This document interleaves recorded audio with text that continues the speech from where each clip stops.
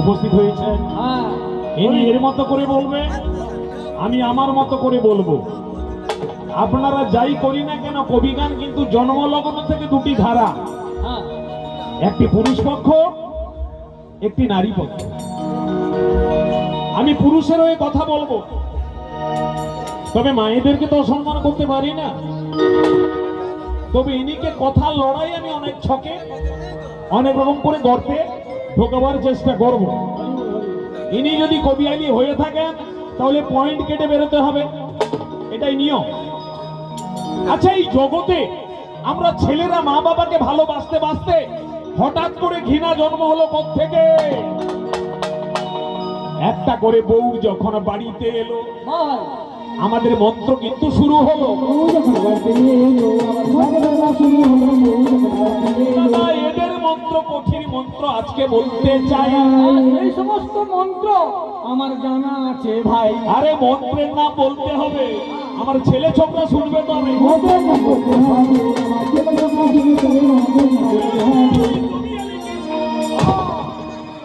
বলি কথা আজকে তাই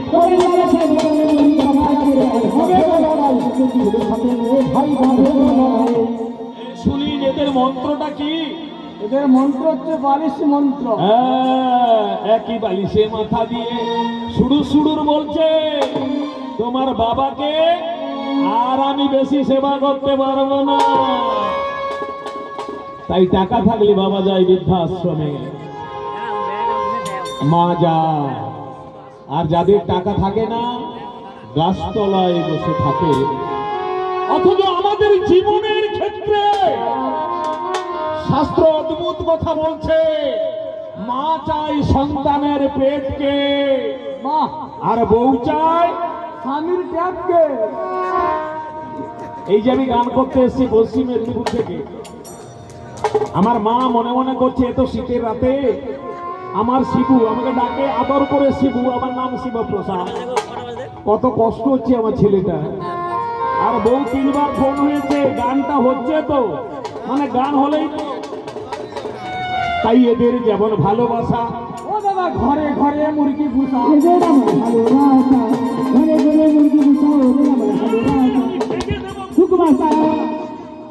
ভাবে ভাবে বলতে চাই।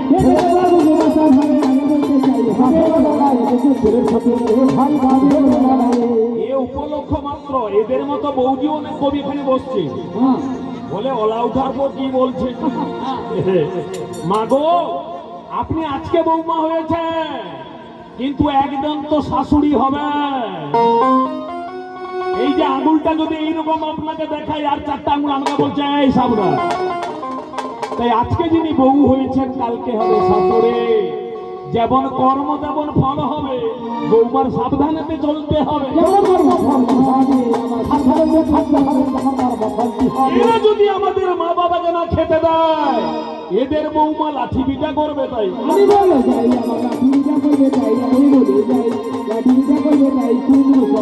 আমার মায়েদেরকে বলে গেলাম, একেও বলে গেলাম, সাবধানেতে থাকতে হবে। কারণ আমরা ছেলেরা, ছেলেতে পাওয়ার জানে, ছেলে মানে কিন্তু ধান। ইমা মেয়ে তাহলে কি? হ্যাঁ লক্ষ্মী, লক্ষ্মী লক্ষ্মী হলেও লক্ষ্মীর ভিতরে তো আগড়া আছে। ছেলে মানে ধান, মেয়ে মানে আগড়া। তবে না না, রাগার দরকার নেই আজকে। তবে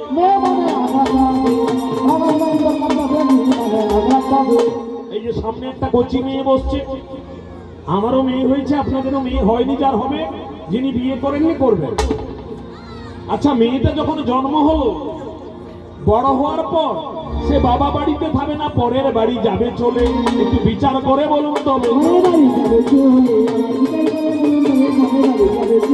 সুন্দরী মেয়েটা হয়েছে পরের তরে,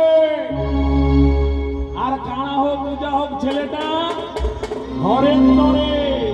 এই ছেলেটা একদিন বউ আনবে, সন্ত কিন্তু মায়ের আওয়াজ যাবে। তবে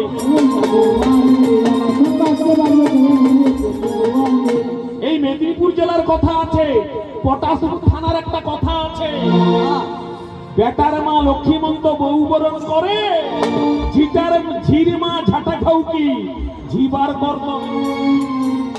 তাই এই হলো কথা। তবে আমি ভাবে ভাবে বললাম। তবে তবে ইনাকে সুযোগ দিতে হবে। হ্যাঁ, সুযোগ আমরা দেবো, মাস্টারমশাই সুযোগ দেবো। তবে আসল গুরুটাকে আমাদের বাবা আর মা। অবশ্যই। কিন্তু আমি এতক্ষণ গুরু বন্দনা করলেন, খুব ভালো লেগেছে। জানেন বাবা, গুরু ছাড়া কোনো পথ নেই আর কড়ি ছাড়া কোনো হাত নেই। তাই এই বাবুদের কাছে আমার একটু ব্যক্তিগত গুরু বন্দনা করতে চাই। ও দাদা, কেহ তার গুরু নয় গো, আমাদের ঘরে কচির মা হয় গুরু।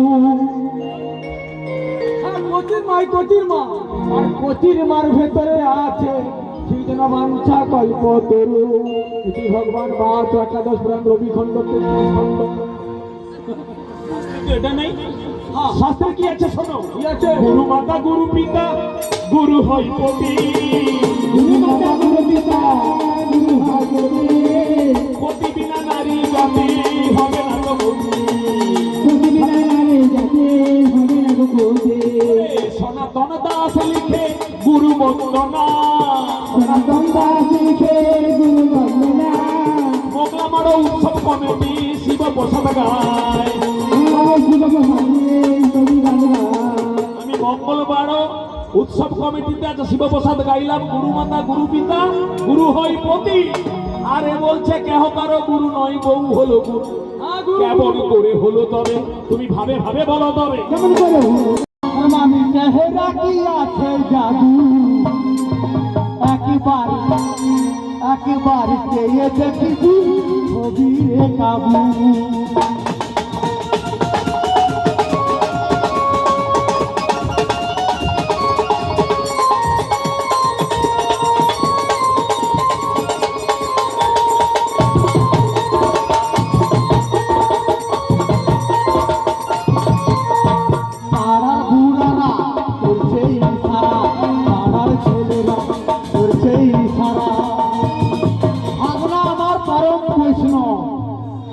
চিন্তা করো, মামির দিকে তার নজর গেছে, এর যন্ত্রে তড়কা পড়বে। গোলাপ ফুল নিয়ে বলে আই লাভ ইউ। মামির চেহারা কি আছে জাদু, একবার দেখে দেখিবি ছবি কাবু।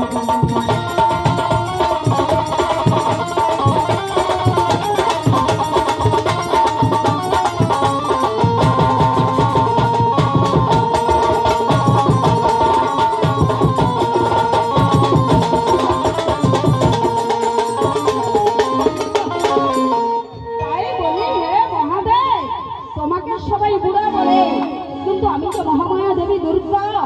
আমার মন্দিরে কেউ আমাকে বুড়ি দুর্গা বলে না, সবাই আমাকে কি বলেন মা? জয় মা দেবী দুর্গা। এই সারা নাকি কুমড়া, আমার নাকি লাউ। আরে এই লাউ খাইতে কি তোর বাবার বাবা বাঁচিয়েছে? আমার বোকা ছেলে, আমাদের মেয়েরা কোনোদিন লাউ নয়, আমরা নারী শক্তি। আরে নারী ছাড়া তোরা কোনোদিন প্রাণে বাঁচবি না। আরে ভাই রে ভাই, নারী যদি না থাকি তো এর কি মরা চিরে জন্ম হতো? কে বা তোরা প্রাণে বাঁচাতো? মায়ার এই দুটো যদি না থাকিত, এরা কি তার বাবার লম্ব কাশিচু থাকতো?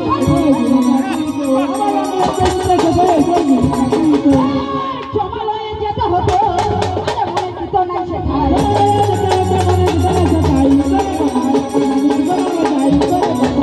আরে বাবা ছেলে, যা বলেছিস বলেছিস, নারীকে ঠাট্টা করবি না, আমরা মায়ের জাতি।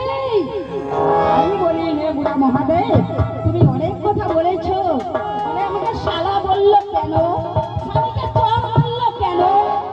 প্রথমে আমি বোঝালাম যে হে স্বামী দেবতা, বাড়িতে অনেকজন খেতে রয়েছে, তুমি একটু কাজকর্ম করো, তুমি একটু নেশা ভাঙ করো না, নেশাটা ছেড়ে দাও, তোমার শরীর ক্ষতি হবে। ভাগনা জ্ঞান দিচ্ছে। আর তুমি ঘরের বাড়ি যেও না। মামার পুজো করবেন 10 টাকা খরচা, মানে 1 কিলো গাঁজা।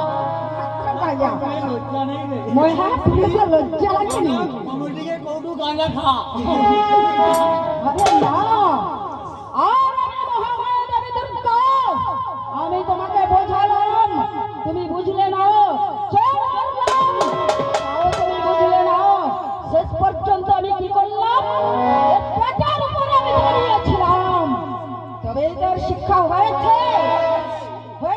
ইচ্ছা। তাই বলি মহাদেব, তুমি যা বলেছো আর বলবে না। তবু আমি সতী নারী, আমি বলি 100 বার 1000 বার আমরা নাম ধরবো। আরে স্বামীর নাম ধরে যে দুধ ভাত খাইছে, আর শ্বশুর শাশুড়ির নাম ধরে যে নরকেতে যাইছে। কারণ শ্বশুর শাশুড়ি হচ্ছে আমাদের গুরুজন, নাম আমরা ধরবো না। আর স্বামী স্ত্রী যদি হয় অর্ধাঙ্গিনী, নাম ধরলে প্রতি কিবা বলো জ্ঞানী গুণী। মহাদেবের কথা মতো বলবো মা, যদি না নাম দেওয়া যায়। ধরুন কোনো নারীর স্বামীর নাম গোবিন্দ, তবে সেই মেয়েটি ভাই গোবিন্দের মন্দিরে গিয়ে কি বলে প্রণাম করবে? কি করবে? তার নাম গোবিন্দ, তাকে কি বলবে? কি করবে? বলবে লবিন্দ লবিন্দ। ওই লবিন্দ দা, লবিন্দ দা, লবিন্দ দা। কি ভাই গোবিন্দ দেখা যাবে? ও কথা বাদ দাও। ধরুন কোনো নারীর স্বামীর নাম নারায়ণ, সেই মেয়েটি নারায়ণের মন্দিরে গিয়ে কি বলে প্রণাম করবে? জয় নারায়ণ।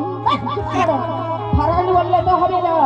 আচ্ছা, কোনো নারীর স্বামীর নাম হয়তো ভাগবত দাস, ভাগবত দাস। সেই মেয়েটি যদি ভাগ করে কোনো কিছু ধরবে না, তবে ভাত করে রান্না করার পরে এর মতো স্বামীকে কি বলে খেতে রাখবে? এই ভাতার, এই ঘড়িটা রাত খাবো। মূর্খ কবি আন্তর মুখে লজ্জা নাই। ওরে কান ধরে শিখাইব সন্ন্যার নিশ্চয়ই। আমি বলি 100 বার 1000 বার আমরা নাম ধরব। কারণ মাগো অর্ধ অঙ্গ অঙ্গ অর্ধ অঙ্গ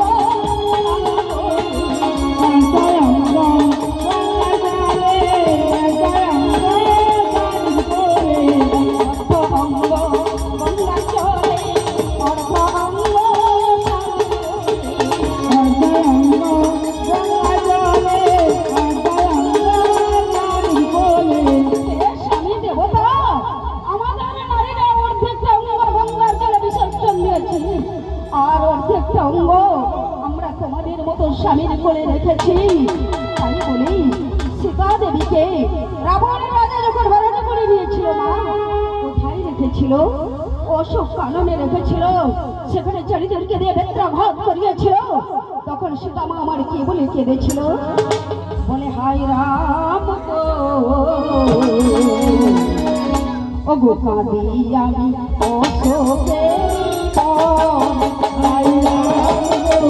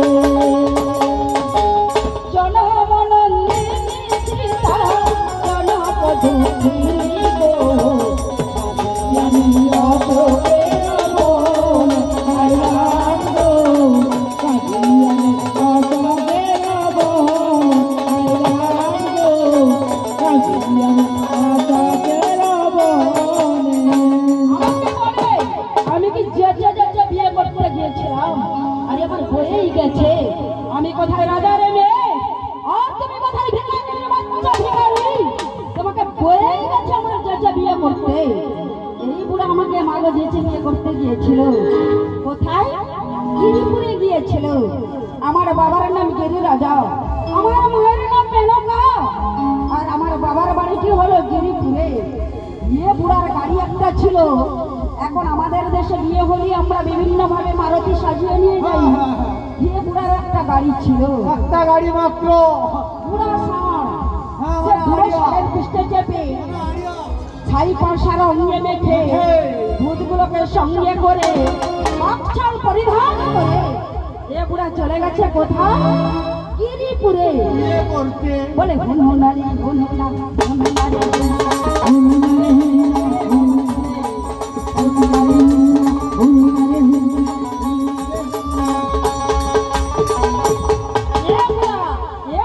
হনহনা করতে করতে আমার বাবার বাড়িতে যখন চলে গেল, আমার তো অনেকগুলো বোন রয়েছে।